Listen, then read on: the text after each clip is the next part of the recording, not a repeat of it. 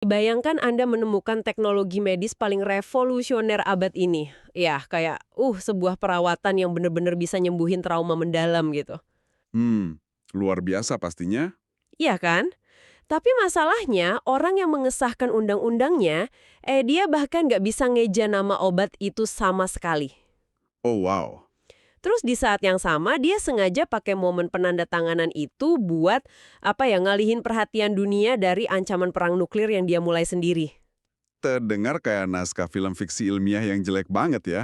Bener banget. Tapi sama datang di eksplorasi mendalam kita hari ini, di mana hal absurd tadi itu nyatanya adalah realitas politik kita. Ini emang contoh yang luar biasa sih tentang bagaimana komedi kadang jadi satu-satunya cara kita bisa mencerna realitas yang terlalu gila buat berita biasa. Setuju. Jadi misi kita hari ini, kita mau membedah sebuah transkrip dari segmen acara komedi satir di Daily Show yang dibawain sama Jon Stewart.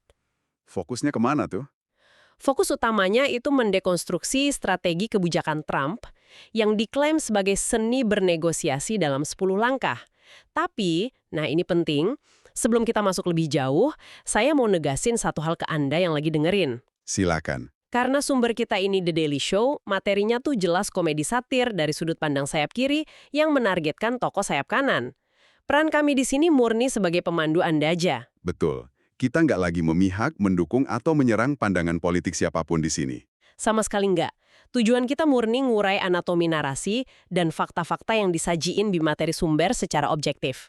Dan, ngomongin soal anatomi argumen Stuart di segmen ini, cara dia nyusunnya tuh cerdas banget loh. Dia nggak langsung nyerang. Oh iya. Terus dia mulai dari mana? Dia justru mulai narasinya di area yang paling nggak terduga. Ya, semacam em, ngasih pujian yang kelihatan tulus banget ke sebuah kebijakan medis. Ah iya, Stewart buka segmennya dengan ngebahas perintah eksekutif yang ditandatangani Trump buat mempercepat proses FDA untuk obat skidelik. Targetnya tuh veteran yang menderita PTSD, cedera otak traumatis, sama kecanduan. Dan data dari sumber ini tuh nggak main-main. Iya, mereka ngutip studi Universitas Stanford tahun 2024 kan? Bener, studi ini ngelibatin sekitar 30 veteran operasi khusus. Mereka diterapi pakai senyawa yang namanya ibogaine. Ibogen, oke. Nah, buat Anda yang mungkin belum familiar, ngobatin PTSD buat veteran tempur tuh, susah banget. Tapi dengan ibogaine ini, para veteran ngalamin penurunan gejala depresi dan kecemasan tuh sampai 80 hingga 90%. Hah? 80%? Iya, dan itu cuma dalam waktu sebulan. Di dunia psikiatri klinis, angka segitu tuh bukan cuma kemajuan, tapi udah kayak lompatan kuantum. Gila, benar-benar mujizat medis ya. Tapi ya disinilah pisau bedah satir Stewart mulai jalan. Nah, bagian ininya nih. Waktu Trump mau tanda tangan perintah itu, dia benar-benar kesulitan nyebut nama senyawanya. Dia ngejaknya jadi ibogaine, terus ragu, terus nyebutnya Rogaine. Parah sih. Stewart bahkan sampai bikin lelucon ya. Iya, dia bilang stafnya tuh pasti sengaja nyari nama halusinogen yang paling gampang diucapin dibanding kayak ayahuasca gitu. Tapi dia tetap aja gagal ngomongnya. Yang bikin adegan itu makin surrealis tuh pas kameranya ngezoom ke dokumennya. Ya ampun, tanda tangannya. Stewart nyamain coretan tanda tangannya kayak tulisan Leonard's card atau, nah ini lucu, kata sandi wifi 10 huruf yang acak. Kata Sandi Wi-Fi. Bener-bener deh. Terus di tengah kebingungan itu, Trump tiba-tiba ngelantur bilang dia nggak punya waktu buat depresi karena dia selalu sibuk. Dia nyebut itu filosofi berlari lebih cepat dari kegelapan atau outrunning the darkness. Filosofi yang agak gelat ya, dipikir-pikir. Banget. Nah pertanyaan saya gini ke Anda, kenapa Jon Stewart yang kita tahu bakal membantai kegagalan geopolitik Trump nanti, buang-buang waktu di awal buat ngasih pujian soal kebijakan medis ini? Ini tuh sebenarnya taktik retorika tingkat tinggi buat ngebangun kredibilitas. Coba deh Anda bayangin lagi nonton debat. Oke. Kalau ada orang yang langsung nyerang lawannya dari detik pertama, audiens yang netral tuh otomatis bikin tembak pertahanan. Bakal mikir, oh orang ini emang biasa aja gitu ya. Tepat. Tapi, dengan Stewart mulai dari titik ini ngakuin kalau studi Stanford itu nyata, bantu veteran itu penting, dan Trump lakuin hal benar di sini, dia pada dasarnya bilang ke Anda, lihat nih, saya rasional loh. Oh, paham. Jadi dia kayak naruh landasan objektivitas dulu ya. Persis, dia nabung niat baik di awal.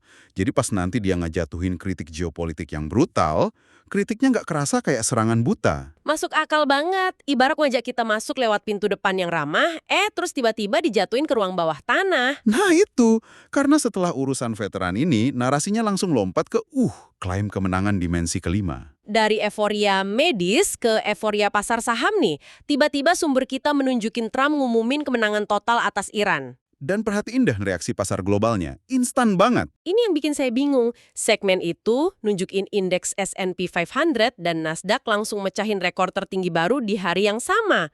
Terus harga minyak mentah langsung anjlok. Cuma karena satu pengumuman ya. Iya, cuma karena klaim sepihak kalau kesepakatan udah tercapai. Katanya nggak ada uang yang ditransfer, Iran nggak bakal punya nuklir, dan Amerika bakal dapat yang dia sebut debu nuklir atau nuclear dust. Walaupun secara sains, istilah debu nuklir itu sendiri bikin para ahli energi garu-garu kepala sih. Kan? Tapi yang lebih gila, pas pasar saham lagi sorak-sorai, Kementerian Luar Negeri Iran langsung rilis bantahan resmi. Mereka ngebantah semuanya. Tegas banget. Mereka bilang secara publik nggak ada kesepakatan apa-apa dan mereka nggak bakal mindahin uranium kemanapun. Tapi bantahan ini kayak nguap gitu aja. Stewart muter klip berita soal reaksi pendukung Trump kan? Sementara sisa dunia cuma main, minjam istilah Stewart, main hungry-hungry hippos. Analogi yang sangat Stewart sekali. Tapi saya butuh pencerahan nih. Mengingat pasar dengan triliunan dolar melonjak cuma karena pengumuman sepihak yang langsung dibantah, apa ini berarti persepsi tentang kesepakatan tuh jauh lebih berharga dari fakta aslinya? Ini pengamatan yang sangat tajam. Dan ini ngebuka kedok cara kerja ekonomi modern kita. Pasar saham tuh sangat benci ketidakpastian. Mereka lebih takut sama yang nggak pasti daripada berita buruk ya? Benar. Ketika seorang presiden berdiri di podium dan ngomong resolusi atau kemenangan, itu langsung nyuntikin ilusi kepastian ke dalam sistem. Jadi ini murni soal perasaan aman yang palsu? Tepat. Karena algoritma perdagangan modern diprogram Betul. buat merespon sentimen berita dalam hitungan milidetik.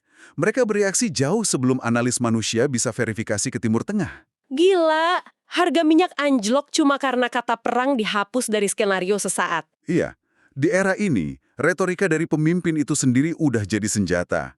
Anda bisa nyiptain realitas ekonomi cuma dengan memanipulasi persepsi. Berarti seni bernegosiasi versi klaim sepihak ini ujung-ujungnya yang ngebentuk reaksi pasar, bukan nyelesain konfliknya. Tepat sekali. Dan dari sinilah Stewart mulai murai akar masalahnya. Iya, Selat Hormuz. Mari kita bedah satir 10 langkah negosiasi Trump ini. Kita mulai dari langkah 1, tuntutan. Tuntutan yang kayak gimana? Trump menuntut penyerahan tanpa syarat. Istilahnya pengen bikin mereka nangis minta ampun atau cry uncle. Yang mana dalam diplomasi internasional itu, pendekatan maksimalis banget. Anda minta 100% dan nutup ruang dialog. Dan tentu aja Iran nolak. Masuklah langkah kedua, ancaman konsekuensi. Trump ngancam bakal bawa Iran kembali ke zaman batu. Respons Iran apa di materi sumber? Mereka balas dengan nutup Selat Hormuz. Dan buat Anda yang dengerin, ini bukan sekedar geografi di belahan bumi lain loh. Dampaknya berasa ke kita. Rantai pasokan global langsung lumpuh ya? Banget. Kekacauan ekonomi global terjadi, harga bensin melonjak, harga makanan naik karena logistik mahal. Harga pupuk sama bahan bakar jet juga ikutan meroket. Selat Hormuz itu kan titik sempit paling krusial di dunia. Mencekik selat itu sama dengan mencekik leher ekonomi global. Makanya langkah 3 ini jadi absurd banget. Stewart nyebutnya langkah mengumpat. Mengumpat? Bukannya negosiasi? Enggak. Menghadapi kekacauan ekonomi ini, Trump malah ngulangin tuntutan pertama, tapi pakai makian. Kutipannya, buka selat sialan itu atau kalian akan hidup di neraka. Sebuah pendekatan yang sama sekali nggak ngubah situasi di lapangan. Sama sekali. Karena Iran cuek, kita masuk ke langkah 4. Ini puncaknya komedi sih. Trump tiba-tiba mendeklarasikan secara sepihak kalau Selat Hormuz udah terbuka. Padahal masih ditutup. Masih. Jon Stewart langsung ngebantai ini. Dia nanya, siapa juga yang bakal ke klub kapal pesiar Selat Hormuz buat ngecek lalu lintas tanker? Nggak ada yang bakal mantau langsung sambil minum koktail kan? Ibarat Anda tutup mata di tengah kemacetan tol, terus teriak, jalanan udah lancar. Terus berharap macetnya hilang. Analogi kemacetan itu pas banget buat ngegambarin gilanya situasi itu. Tapi jujur saya bingung, apakah deklarasi sepihak yang ngabaikan realitas fisik ini murni sebuah kebodohan impulsif atau emang taktik manipulasi yang terencana? Kalau di permukaan kelihatannya emang impulsif ya.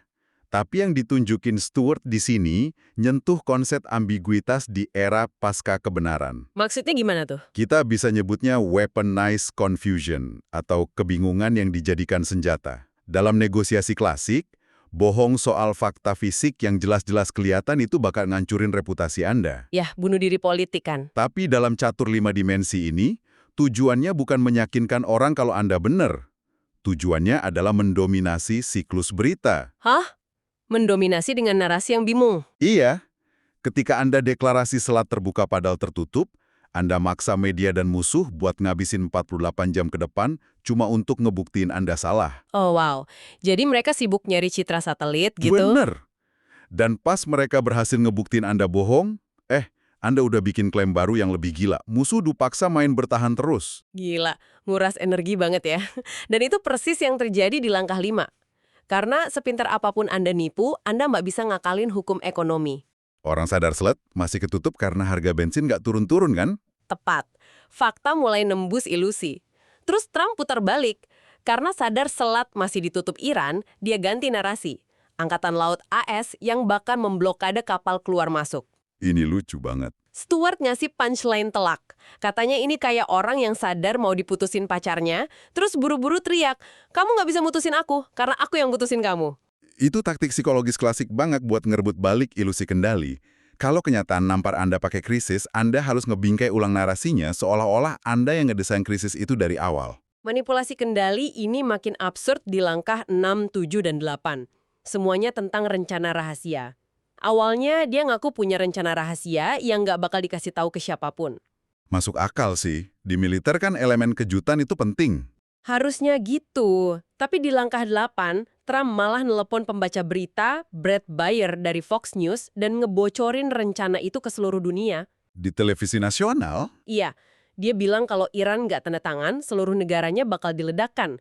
Ini kayak pesulap yang nolak ngasih tahu triknya, tapi 5 menit kemudian nge-broadcast rahasianya ke semua penonton. Kenapa dia ngelakuin ini? ini bawa kita ke konsep strategic ambiguity atau ambiguitas strategis, tapi versi yang udah mutasi. Biasanya negara nyimpan rahasia, tapi dengan ngebocorinnya via pihak ketiga, dia nyiptain kekacauan kognitif buat musuh. Tunggu dulu, gimana caranya bocorin rahasia malah bikin musuh lumpuh? Bayangin Anda itu intelijen Iran. Presiden AS ngancem mau ngeratain negara Anda lewat omongan ke jurnalis TV. Apa ini kebijakan resmi? Apa cuma gertakan buat audiens domestik? Atau dia lagi marah doang? Oh, paham. Karena nggak lewat jalur diplomatik resmi, ancamannya jadi abu-abu. Persis. Itu ngasih dia wiggle room atau ruang gerak. Kalau ancamannya memicu reaksi negatif, dia bisa bilang, oh itu Bret Baier aja yang lebih-lebihin. Lawan jadi lumpuh karena nggak bisa nentuin respons pertahanan yang pas. Jadi kebingungan ini emang dirancang ya? Termasuk bikin timnya sendiri pusing di langkah 9 soal utusan ke Pakistan. JD Vance dikabarin berangkat, sejam kemudian batal, terus jadi lagi, Vance on, Vance off. Kepanikan tingkat tinggi secara langsung. Dan di titik inilah nada obrolan kita harus berubah. Tawa kita berhenti di sini, karena kita harus ngelihat hasil akhir dari sirkus catur 5 dimensi ini. Ya, di balik komedi Stewart, realitas aslinya tuh muram banget. Kesimpulan dari materi sumber tuh tajam banget. 10 langkah ini cuma punya satu fungsi, ngasih celah buat ngeklaim kemenangan kapan aja tanpa peduli realitas lapangan. Dan dampak aslinya apa? Dampaknya, kesepakatan nuklir yang baru ini kemungkinan lebih buruk dari yang dulu dibatalin Trump. Terus yang paling parah, ini merenggut nyawa ribuan warga Iran tak bersalah dan 13 tentara Amerika. Harganya dibayar pakai darah dan stabilitas. Belum lagi kredibilitas AS hancur, ekonomi dunia disabotase, dan potensi biaya triliunan dolar uang pembayar pajak. Di balik lelucon kata sandi Wi-Fi tadi, ada nyawa manusia. Inilah kenapa satir Jon Stewart itu penting. Berita geopolitik Timur Tengah itu seringnya kering, penuh jargon, dan bikin depresi. Orang awam milih ganti channel ya biasanya. Betul, humor di sini dipakai kayak alat bedah buat motong retorika politisi. Bikin audiens tetap buka mata buat mencerna tragedi kelam tanpa merasa putus asa. Cara pandang yang indah banget. Komedi sebagai mekanisme pertahanan. Dan ini bawa kita balik ke awal obrolan soal filosofi berlari lebih cepat dari kegelapan. Ironisnya, emang itu inti semua strateginya. Dan ini kelihatan jelas di langkah 10 kan? Tepat. Langkah 10 itu, mengalihkan perhatian. Pas publik mulai nyadar korban jiwa dan kerugian triliunan dolar, apa yang dia lakuin? Dia nembakin suar krisis baru. Kemana tuh ancaman selanjutnya? Sumber kita ditutup sama kutipan Trump yang bilang Kim Jong-un adalah target selanjutnya. Gila. Itu wujud asli dari outrunning the darkness. Terus ciptain krisis baru, musuh baru, biar kegagalan sebelumnya nggak sempat ngejar Anda. Kalau dilihat-lihat, perjalanan narasi hari ini tuh ngaduk-ngaduk emosi ya. Kita mulai dari harapan medis ibogein, terus dipakai buat ngebongkar ilusi strategi mematikan. Benar, dari penyembuhan trauma individu ke trauma kolektif global. Dan ini ninggalin saya sama satu pertanyaan. Mungkin Anda yang dengerin juga kepikiran. Apa tuh? Kalau taktik geopolitik sekarang bertumpu pada penciptaan krisis buatan tanpa henti, apa yang bakal terjadi pas panggung dunia ini kehabisan gangguan baru? Pas kegelapannya akhirnya berhasil ngejar ya. Persis. Mungkin kerugian terbesar dari catur 5 dimensi ini bukan uang atau kredibilitas. Jangan-jangan kita secara kolektif lagi kehilangan kemampuan buat ngenalin apa arti dari sebuah kebenaran. Kayak botol obat di awal tadi ya. Kalau labelnya udah nggak sesuai isinya dan kita terlalu bingung buat peduli, itu bahaya banget. Setuju banget.